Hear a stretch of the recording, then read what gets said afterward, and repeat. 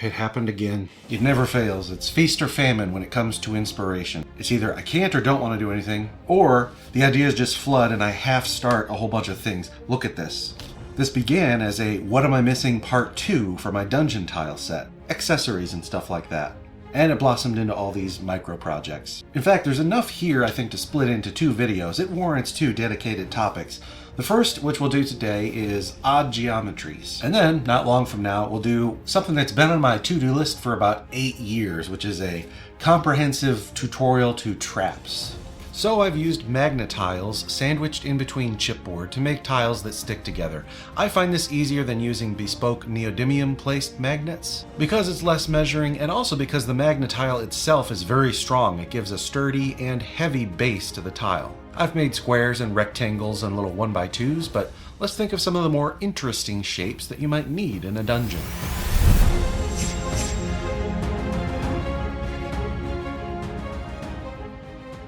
Curvature. Dungeons need some curvature sometimes. I like to make quarter rounds, and it's easiest to make these in groups of 4 because you're drawing the whole circle. Now, I don't mean to belabor the point. I've covered circles before and how to get an exact 4 quadrants.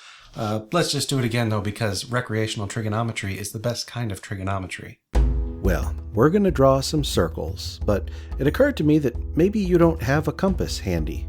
Here's a quick little hack to help you draw perfect circles. Take some decent cardstock, like food packaging, and cut away a strip of it. Poke a hole in one end. I'm using an awl, but you could use a common thumbtack here, or a sewing needle, whatever you got lying around. And from that hole, measure out the desired radius of your circle. Let's imagine we're doing 2.5 inches here. We'll make a mark and poke a hole there as well. Now, on the material that's going to be cut, we stick one of those holes in place, and with a pencil through the other hole, we drag around to get a perfect circle. Easy. Now, to cut this into 4 exact quarters, find the point in the center of the circle that was left behind by the spiky tool you used to pin your compass in place. Draw a straight line across the circle that touches that point. Now, get some more of that cardstock and make another compass, this one a little larger. Doesn't really matter by how much, in this case maybe an inch further apart. There are 2 points where that line contacts the circle. Choose one of them, plant your new larger compass there, and draw an arc.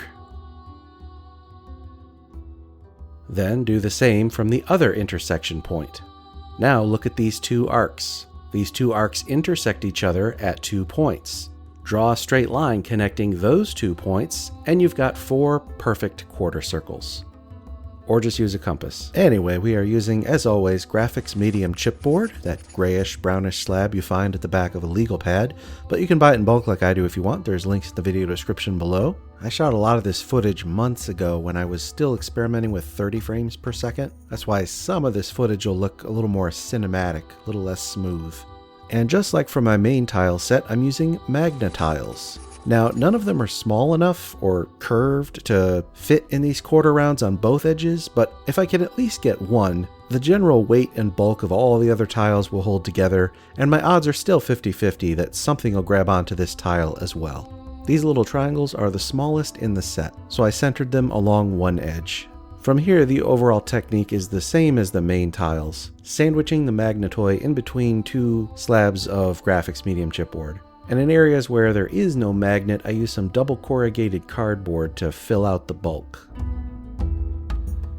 I made some that are 2x2 and some that are 3x3, taking care to cut the quarter circles a little bit small to account for the upcoming thickness of the corrugation cladding. The foam squares are again milled down on the Proxen hot wire table, textured up and hot glued on. Now I hot glued them on whole, and then once they were fully cooled and sturdy, I used the tile foundation itself as a jig for the hot wire table. This produced a very nice, clean, curved edge.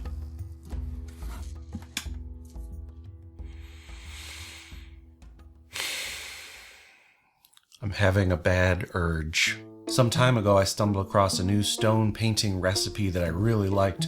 I used it in my Baldur's Gate towers and a few other projects since. But it is a little bright, it is a little contrasty, so when I set out on my current master set of dungeon tiles, I thought it might overwhelm the miniatures and the scatter terrain, so I should go with a more muted approach, and I did. But I was just looking over at my shelf a few minutes ago, seeing these towers and thinking, man, I like the little bit more color that's in it. Here's how I did my tiles, right? Yeah, let's zoom in.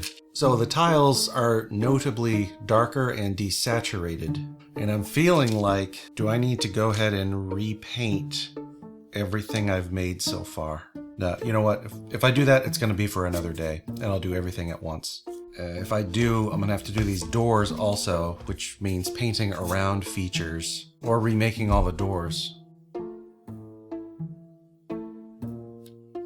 Plus, looks aside, this recipe uses an oil wash at the end, which takes a day to dry, and this uses acrylic and water. Maybe if I only did the walls with this and kept the floors dark? Screw it. I'm just gonna stay the course. I'll repaint them another year.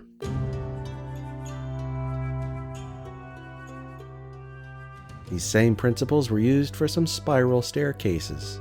I cut out a 2x2 Pac-Man shape and built up the foam in 3 layers with a Pac-Man, a half moon, and a quarter round.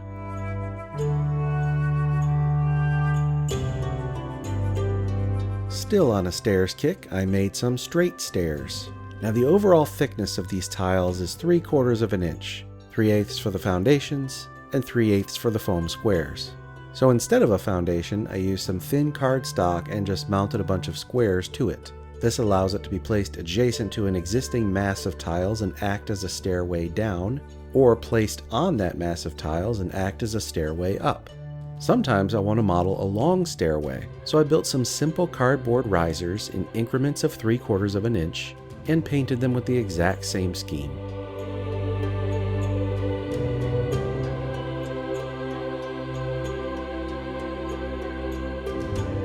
Oh, and slanted tiles. I made some slanted tiles. None of the magnetoids could fit in these, so they're not magnetized at all. Probably could have embedded some neodymium magnets before putting the corrugation cladding on, but I was being lazy. These are rarely used anyway. And here I am working on some small semicircular alcoves. Just tack these onto the side of a room and a statue might go in there or something. Curved hallways. Now I want to make them like this, not like this. I want the overall look of the grid to be preserved. So starting on chipboard, I draw a line 1/4 inch in from the edge, on all 4 sides.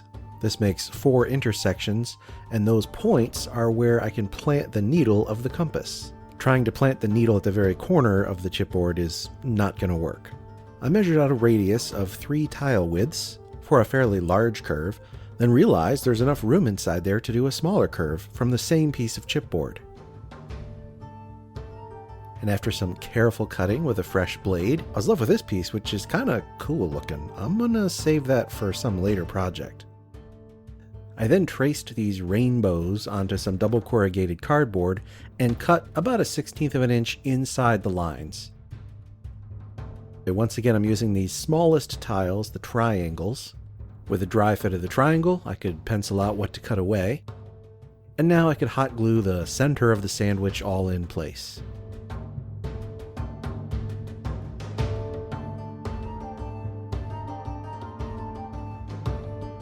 And just like for all the other curved pieces, I attached oversized squares and then used the foundation of the tile itself as the jig on the hot wire to true it all up.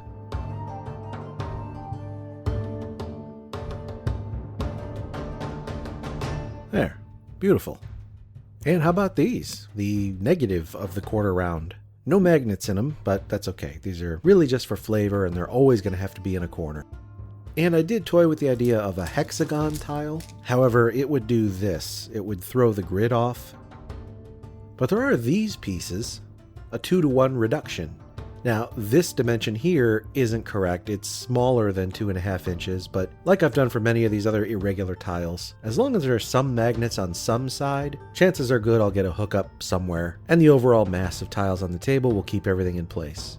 So I made some 2-to-1 reductions.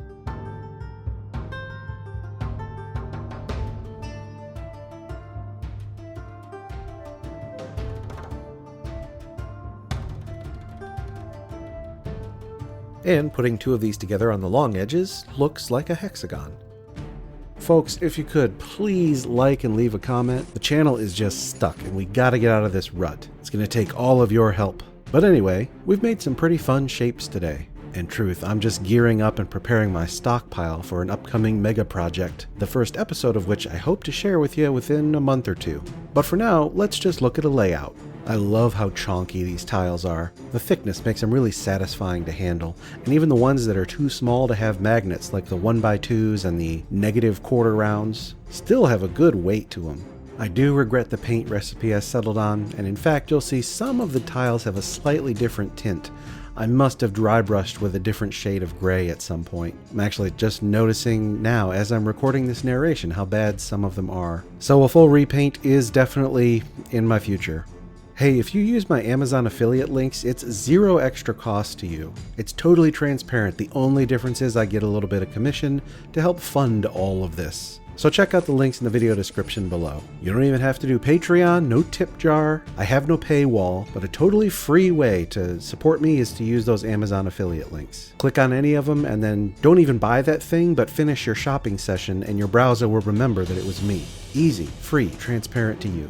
Anyway, next time I hope to do an ultimate guide to traps. It's going to be a fun one, and more Baldur's Gate builds are in the works. So if you haven't, be sure to subscribe. Thanks for watching today. I'm Wylock. Make things and play games.